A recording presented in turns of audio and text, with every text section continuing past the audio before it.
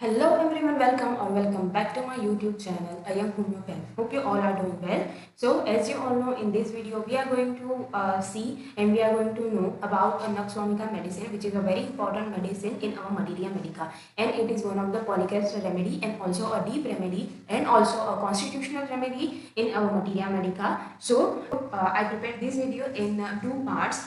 In this first part, we are going to know about its general data and clinical, its pathophysiology and its guiding symptoms, right? And another video, we are going to see about its particular action and general modalities, repetition, dose, potencies and everything, right? So full to tell you all that this video is also a suggested video. So just like that, if you want any video on the specific topic, you can tell me in the comment section, or as well as you can DM me on my IG account, Insta account. That Insta account's link is in the description box. So let's get started.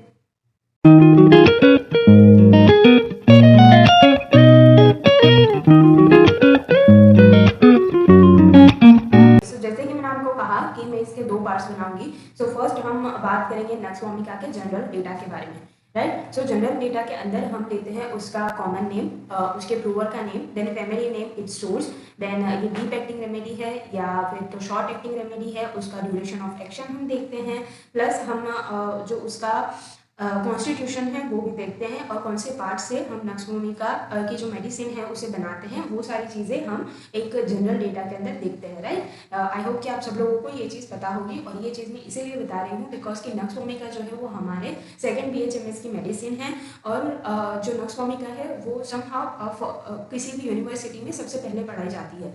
सो अगर कोई भी fresher इस चीज़ को देख रहा है तो उसे अच्छे से ये सारी चीज़ें समझ में आए कि हम किसे जनरल डेटा कहते हैं, किसे गाइडिंग सिम्टम्स कहते हैं, किसे पर्टिकुलर सिम्टम्स कहते हैं, राइट? ओके, सो फर्स्ट हम शुरू करेंगे कॉमन नेम से। सो नक्स वोमिका का जो कॉमन नेम है वो है poison nut, right? And then उसके जो प्रूवर का नेम है वो है itself doctor Hahnemann sir, right? And then उसकी जो फैमिली है वो है लोगेनिएसी। सो ये लोगेनिएसी फैमिली से बिलोंग करता है। लोगेनिएसी फैमिली से दूसरे भी बहुत सारी मेडिसिन आती हैं जो कि बहुत इंपॉर्टेंट होती है, राइट? देन हम देखेंगे उसका ड्यूरेशन ऑफ एक्शन। सो ये बहुत डीप एक्टिंग रेमेडी भी नहीं है और बहुत शॉर्ट एक्टिंग रेमेडी भी नहीं है। सो इसका duration of action approximately 30 to 40 days का रहता है, राइट? देन उसके बाद अगर हम बात करें कि इसकी जो मेडिसिन है वो कौन से पार्ट से बनाई जाती है, सो इसकी मेडिसिन जो है वो उसके जो लीव्स होते हैं उसको लेकर पोटेंटाइज कर बनाई जाती है, राइट? एंड देन लास्टली अगर हम इसके सोर्स की बात करें तो ये मेडिसिन वेजिटेबल किंगडम से आती है, राइट? ओके, नाउ अब हम बात करेंगे इसके कॉन्स्टिट्यूशन के बारे में, राइट? सो कॉन्स्टिट्यूशन के अंदर भी हम कौन कौन सी चीज़ों को इंक्लूड करते हैं। सो कॉन्स्टिट्यूशन के अंदर हम इंक्लूड करते हैं फिजिकल मेकअप को, माइजम्स को एंड टेम्परामेंट को, diathesis and it's thermal reaction, right? Thermal relation. So first of all हम देखेंगे physical makeup, right? So physical makeup में है कि जो पर्सन होता है वो थिन होता है, उसके जो हेयर्स होते हैं वो डार्क कलर के होते हैं, और उसका जो कॉम्प्लेक्शन है इन द सेंस कि उसके जो स्किन का कलर है which is also a dark और can say the black, right? So in the sense कि अगर आपको नक्स वोमिका के किसी पेशेंट को जानना है या फिर तो पहचानना है तो आप उसे पहली चीज़ देखोगे कि उसका जो स्किन है वो डार्क है, देन उसके जो हेयर्स हैं वो डार्क है, इन द सेंस कि अगर हम हमारे इंडिया की बात करें तो most of the peoples are dark colours, and जो उनकी स्किन का कलर होता है वो भी डार्क होता है। लेकिन जो नक्स वोमिका का जो पेशेंट होगा वो थोड़ा सा ओबेस होगा, प्लस वो बहुत ज़्यादा वर्कोहॉलिक होगा, प्लस वो बहुत ज़्यादा जो इरिटेबल होगा, नर्वस होगा, प्लस उसको उसके फ्यूचर के बारे में बहुत सारी चीज़ें करनी होंगी, बहुत सारे थॉट्स उसके पास होंगे, राइट? सो इन शॉर्ट अगर आपको नक्स वोमिका का पेशेंट हमारे इंडिया के अंदर पहचानना है तो आप देखोगे कि जो नक्स वोमिका का पेशेंट है वो बहुत ज़्यादा सक्सेसफुल होगा, राइट? और वो सक्सेसफुल इसीलिए होगा बिकॉज कि वो जो पेशेंट है वो बहुत ज़्यादा वर्कोहॉलिक होगा, राइट? और वो वर्कोहॉलिक है उसी वजह से जो उसका पूरी दिनचर्या है वो पूरी तरीके से खराब हो चुकी होगी, राइट? उसे खाने पीने का बिल्कुल भी इन द सेंस कि उसको बिल्कुल भी ऐसा नहीं होगा कि इसी पर्टिकुलर टाइम पर मुझे खाना चाहिए या फिर तो इतने टाइम मुझे खाना चाहिए, राइट? मुझे भूख लगी है तो मुझे खाना है, राइट? इस तरीके से उसकी जो पूरी लाइफस्टाइल है वो बिल्कुल चेंज हो चुकी होगी, और बुक में भी आपने देखा होगा so called civilise life, right? So in the sense कि जो हमारी आजकल की लाइफ है, जो हम लोग हैं, राइट? न्यू जनरेशन जो है वो हम लोग भी एक तरीके से सिविलाइज लाइफ जी रहे हैं, राइट। हमारे भी सोने का, जागने का,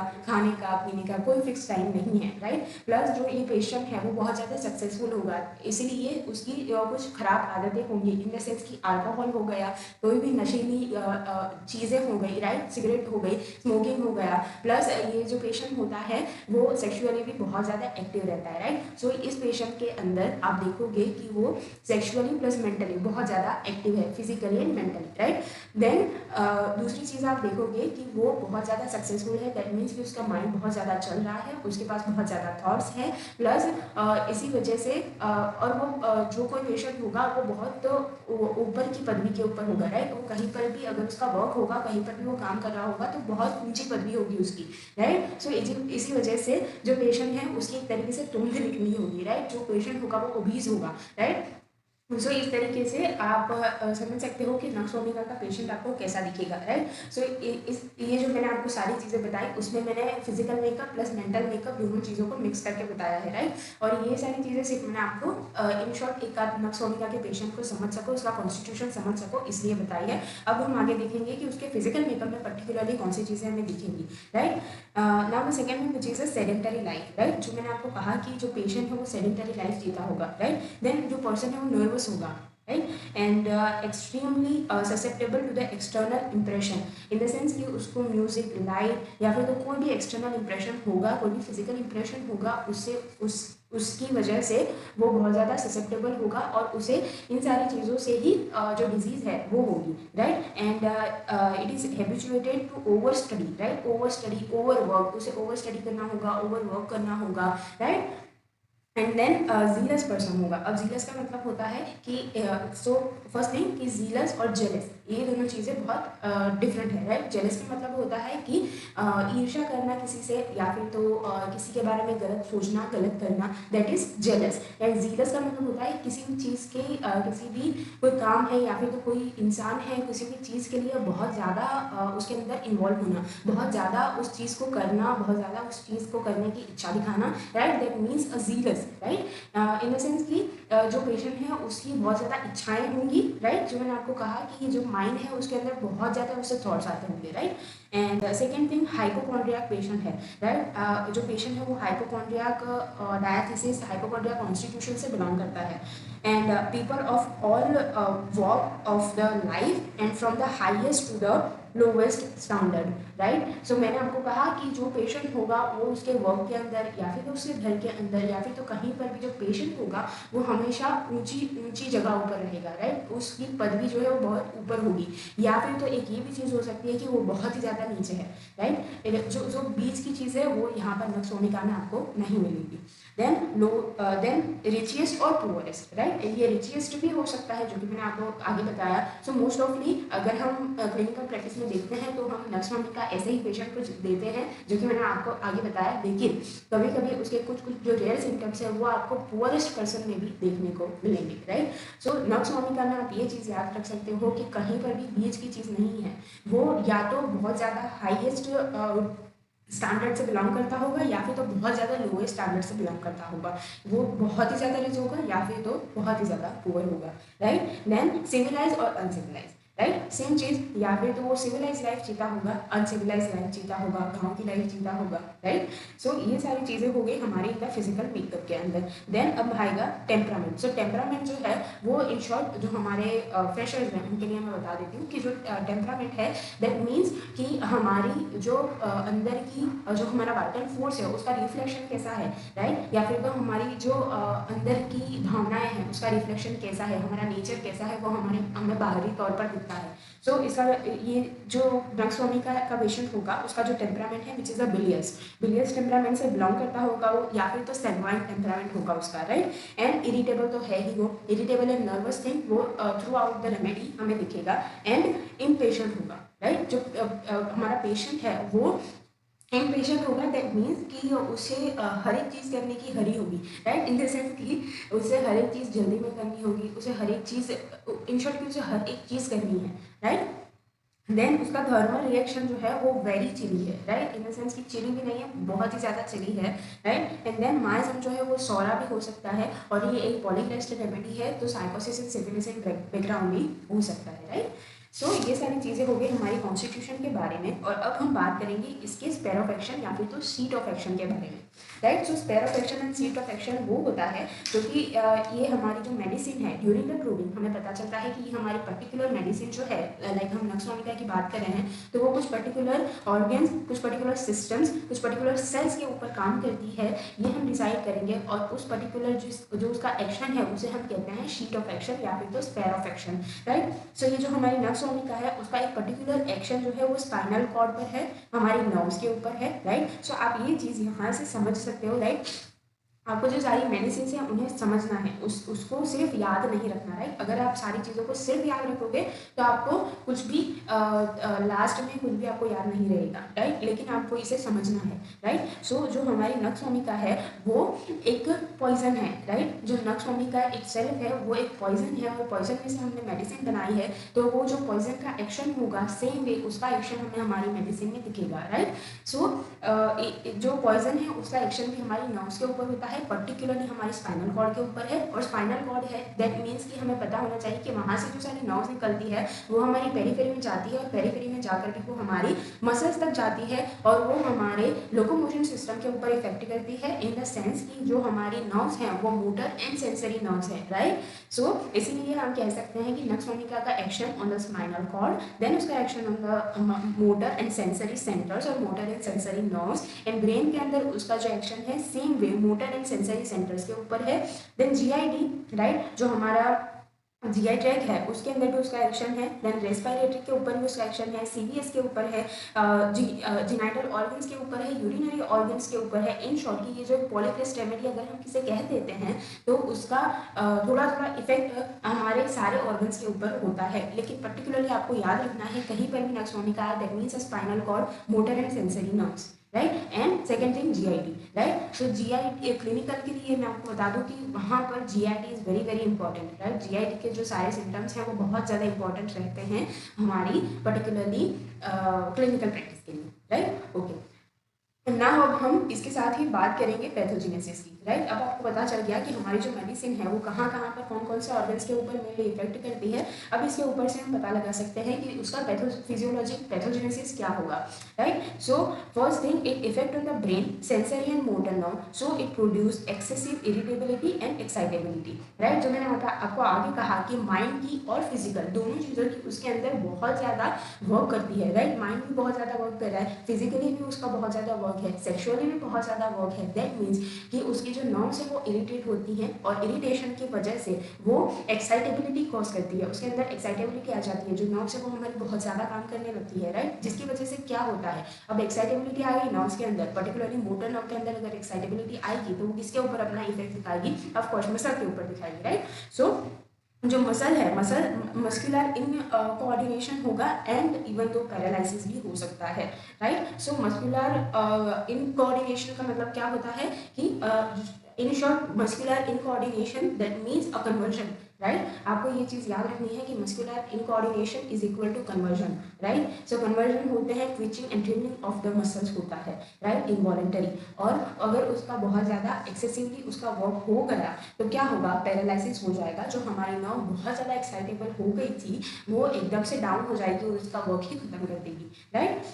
now second one which is act on the organ and then nutrition. अब वो उसके ऑर्गन के ऊपर काम करती है, पर्टिकुलरली उसके न्यूट्रिशन के ऊपर काम करती है, उसके मेटाबॉलिज्म के ऊपर काम करती है, राइट। तो क्या होगा, सिक्रीशंस आर अल्टर्ड। जो कोई भी ऑर्गन है वो कोई भी चीज़ सिक्रीट करता होगा तो वो जो सिक्रीशन है वो अल्टर हो जाएंगे, राइट। उसके जो फंक्शन है दैट फंक्शंस आर प्रिवेंटेड, वो फंक्शंस नहीं हो पाएंगे, राइट। एंड ऑर्गन में से जो भी कोई सब्सटेंस निकल रहा है उसकी जो मात्रा है वो चेंज हो जाएगी, राइट।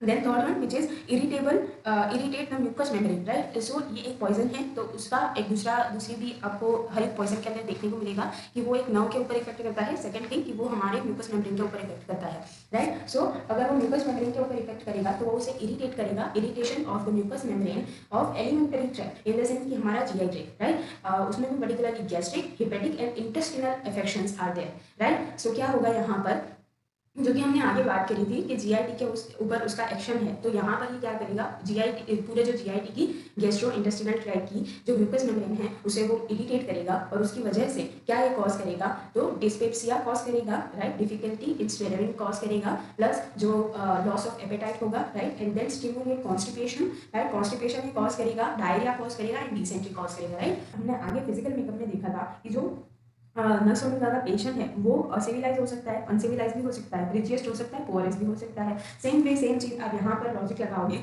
तो आपको पता चलेगा कि ये म्यूकस मेम्ब्रेन को इरिटेट करेगा, देन ये इधर कॉन्स्टिपेशन कॉज करेगा या फिर तो डायरिया डिसेंट्री तक ये कॉज कर सकता है, राइट ना। फोर्थ वन, इसका फोर्थ पैथोफिजियोलॉजी हम देखेंगे, सो उसके अंदर है effect on the respiratory tract, right. So हमने आगे स्पेयर ऑफ एक्शन में देखा था spinal cord, motor and sensory nerve, brain, then हमने जीआईटी का एक्शन देखा। अब हम देखेंगे रेस्पी के अंदर ये क्या अपना एक्शन दिखाता है, कैसे एक्शन दिखाता है। So it causes a dry catarrhal condition. So इसके अंदर क्या है कि ये वहाँ की भी जो म्यूकस मेम्ब्रेन है उसे इरिटेट करेगा और वहाँ की म्यूकस मेम्ब्रेन को ड्राई कर देगा और वहाँ पर ड्राई कैटरल कंडीशन कॉज करेगा and obstruction of the nose, right. जो नोज के अंदर वो ऑब्स्ट्रक्शन कॉज करेगा, right, and then cough cause करेगा, right. Now the fifth one which is stimulate vasomotor centre, right. अब वासोमोटर सेंटर को वो स्टिमुलेट करेगा तो उसका एक्शन जो है वो बढ़ जाएगा, जिसकी वजह से वासोमोटर सेंटर का आपको एक्शन उसका जो फंक्शन है वो पता होना चाहिए। सो वासोमोटर सेंटर का एक्शन अगर ज़्यादा हो जाता है तो बीपी इंक्रीज हो जाएगा एंड हार्ट सिम्टम्स हमें मिलेंगे, पर्टिकुलरली ओवरवर्क ऑफ हार्ट में मिलेगा, राइट। सो ये सारी चीज़ें हो गई अबाउट द पैथोजेनेसिस और we can see the pathophysiology of the nux vomica. अब हम बात करेंगे उसके क्लिनिकल सिम्टम्स के बारे में, या फिर तो क्लिनिकली हम उसे कहाँ कहाँ कौन कौन सी डिजीज़ के अंदर यूज़ करते हैं, राइट। सो पर्टिकुलरली यस, उससे पहले अगर हम बात करें तो that is the amelioration from, right, that means कि उसका कॉज क्या रहता है। सो जैसे कि मैंने आपको आगे कहा कि पर्टिकुलरली जो नॉक्स वोमिगा का पेशेंट होगा उसके अंदर हमें अल्कोहल या फिर कोई भी नशीले पदार्थ हमें ज़्यादा देखने को मिलेंगे। सो उसका वही चीज़ उसकी एलिमेंट्स फॉर्म में हमें देखने को मिलेगी, वही चीज़ उसके अंदर सारी डिजीजेस कॉज करेगी। सो फर्स्ट थिंग हो गया अल्कोहलिज्म एंड सेकेंड थिंग कि कोई भी वर्कोहलिक पर्सन है, राइट, वो इरिटेबल है, वो नर्वस है, राइट। सो उसके अंदर एंगर जो है वो प्रोमिनेंट रहेगा, राइट। सो एंगर की वजह से भी उसके जो सारे डिजीजेस हैं वो होंगे, राइट। ओके, नाउ अब हम देखेंगे एक एक सिस्टम वाइज कि हम कहाँ पर नॉक्स वोमिगा को दे सकते हैं। सो फर्स्ट हम देखेंगे ब्रेन के अंदर, ब्रेन एंड नर्वस सिस्टम के अंदर। So it is we can use nux vomica for the apoplexy, bilious attacks, and headache, lumbago, locomotor ataxia, and vertigo, and lastly paralysis, right. Second thing which is a GIT. So हमने आगे भी देख लिया constipation, diarrhea, dysentery, dyspepsia, gallstone, liver infections, hemorrhoid, hernia, and even tinnitus, right. So इन सारी चीज़ों के लिए हम नॉक्स वोमिगा को यूज करेंगे for the GIT purpose. Then respiratory के अंदर asthma, bronchial troubles, cold, catarrh, then cough, cough and throat infections, right. And urinary troubles के अंदर आएगा bladder infections and urinary disorders and particularly urinary colic, right, renal colic. And female के अंदर आएगा labour के लिए हम यूज़ करते हैं एंड मेंस्ट्रुअल डिसऑर्डर्स के लिए हम नॉक्स वोमिगा को यूज़ कर सकते हैं, राइट। लेकिन पर्टिकुलरली आपको याद रखने हैं इसके मेन जो स्पेयर इन्फेक्शंस हैं वो brain, nervous system, GID and respiratory, right. Okay, now अब हम बात करेंगे हमारे जो गाइडिंग सिम्टम्स हैं उसके बारे में। सिम्टम्स जो होते हैं, राइट। सो गाइडिंग सिम्टम्स हम कैसे कहते हैं ये, सो इसका नाम जो है उसी से आपको पता चल रहा होगा कि कोई भी मेडिसिन है, राइट, उसके जो सिम्टम्स हैं, राइट, वो कुछ पर्टिकुलर सिम्टम्स होते हैं, राइट, जो कि हमें गाइड करते हैं। तो जो पेशेंट है उसके अंदर कुछ पर्टिकुलर सिम्टम्स आते हैं जो कि हमें गाइड करते हैं हमारी मेडिसिन को सिलेक्ट करने के लिए, राइट, उसे हम कहते हैं guiding symptoms, right.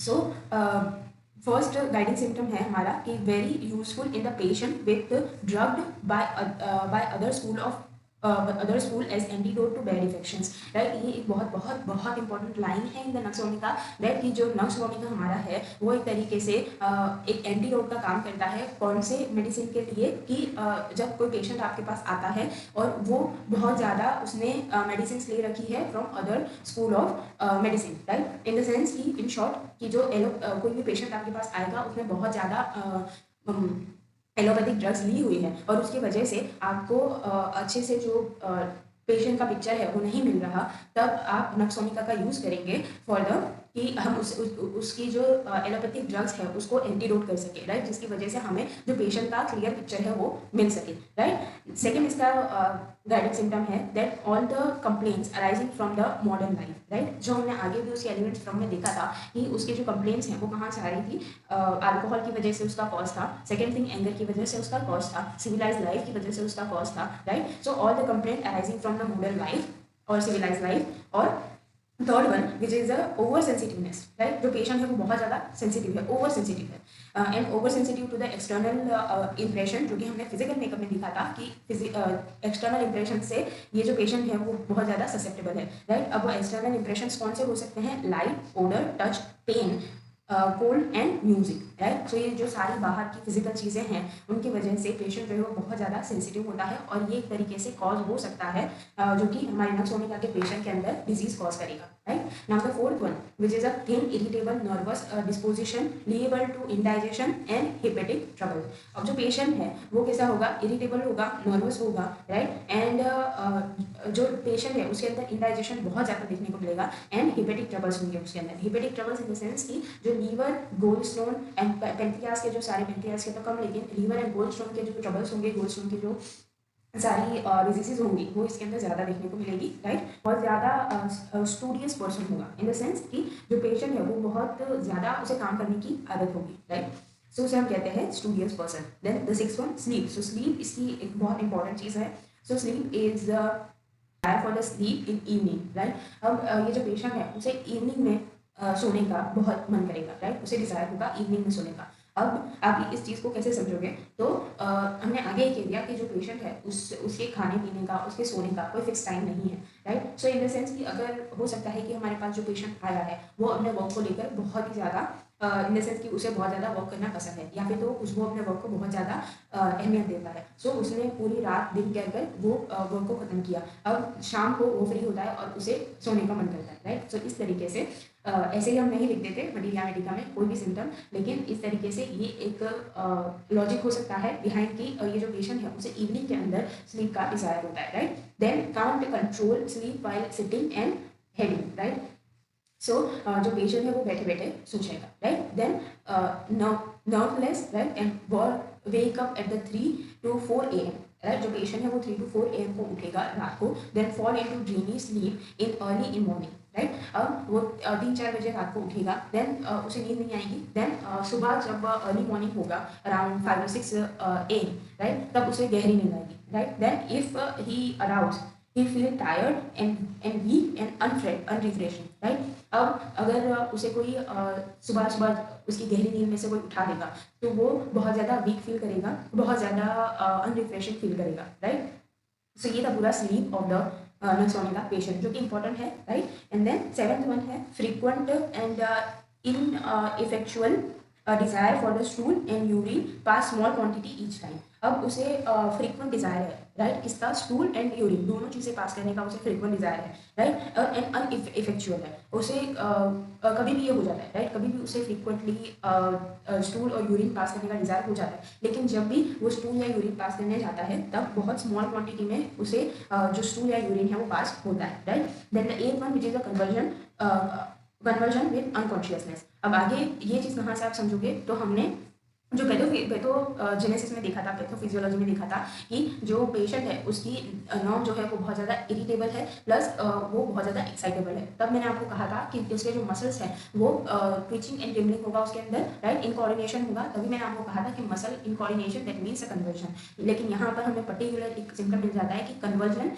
With unconsciousness. Conversion तो होगा लेकिन उसके साथ जो पेशेंट है वो अनकॉन्शियस हो जाएगा, right. The ninth one which is a functional disturbance. अब फंक्शनल डिस्टर्बेंस हमने वो भी पैथोफिजियोलॉजी में देखा था कि न्यूट्रिशन का डिस्टर्बेंस होता है, राइट। तो क्या होगा, domain for the sensory and motor nerve fibres, right. अब उसका फंक्शनल डिस्टर्बेंस है तो उसकी वजह से ही उसके मोटर एंड सेंसरी नर्व के ऊपर इफेक्ट होगा, right. Tonic and colic conversion, right. अब जो उसका जो कन्वर्जन है वो भी कैसा है, टोनिक एंड कॉलिक, राइट। इस तरीके का कॉलोनिक, इस तरीके का उसका कन्वर्जन है।